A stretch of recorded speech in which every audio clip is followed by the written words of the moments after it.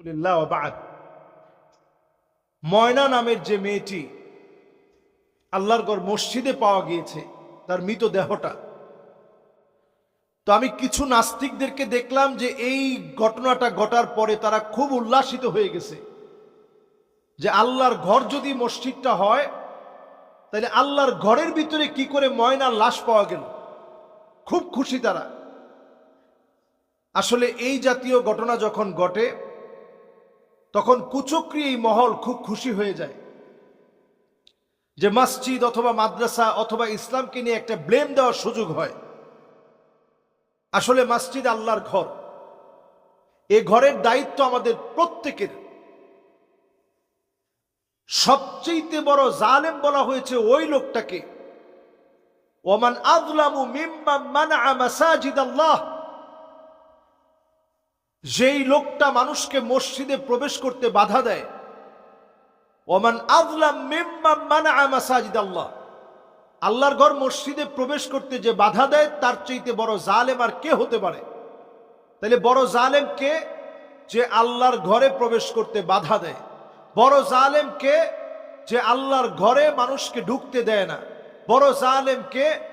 যে আল্লাহর ঘর থেকে মানুষকে দূরে সরিয়ে রাখে। সে আল্লাহ রাব্বুল আলামিনের গোলাম হওয়ার পরেও বাংলাদেশে এখন বলা হয় যে 92% মুসলমান। এই 92% মুসলমানের দেশে আমাদের ধর্মীয় সেন্টিমেন্ট যেন, ধর্মীয় ভালোবাসার জায়গায় এই মসজিদ মাদ্রাসাকে যেন কলুষিত করা যায়, কুচক্রী মহলরা অনেক সময় এই চেষ্টায় লিপ্ত থাকে। আমি বলবো অনতি বিলম্বে এই বিষয়ে সূক্ষ্ম তদন্ত করে টিম গঠন করে কেন কোন উদ্দেশ্যে মসজিদের ভিতরে তার লাশটা রাখা হয়েছে সেটা যেন আইডেন্টিফাই করে জাতির সামনে প্রকাশ করা হয়।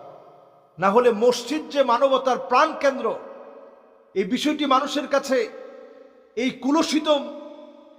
কুলসিত মহলের কারণে এটা প্রশ্নবিদ্ধ হবে, তাদের কারণে মসজিদের মান নষ্ট হবে। এজন্য এই বিষয়টি খুব অল্প সময়ের ভিতরে এটা নিয়ে তদন্ত কমিটি গঠন করে একটা প্রতিবেদন প্রকাশ করা, এটা আমাদের সকলের দাবি। আর যেখানেই এই জাতীয় অপরাধী যারা এই অপরাধ সংগঠিত করেছে, অপরাধীরা যেই হোক, দৃষ্টান্তমূলক শাস্তি, মৃত্যুর পরিবর্তে মৃত্যুদণ্ডকে নিশ্চিত করা, এটাও আমাদের জন্য এই দাবি করাটা আমাদের ইমানি দায়িত্ব। আল্লাহ তাআলা এই কিসাসের এই পদ্ধতি দিয়েছেন।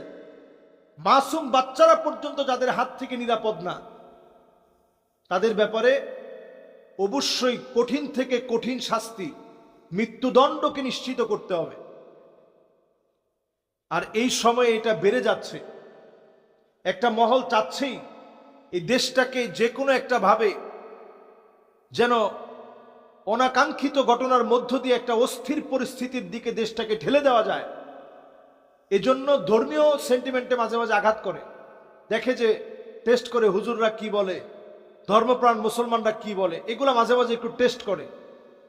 এজন্য এই বিষয়ে কঠোর থেকে কঠোর, দ্রুত অনতিবিলম্বে পদক্ষেপ নিয়ে দেশের পরিবেশ যেন ঠিক থাকে সে চেষ্টা চালাতে হবে।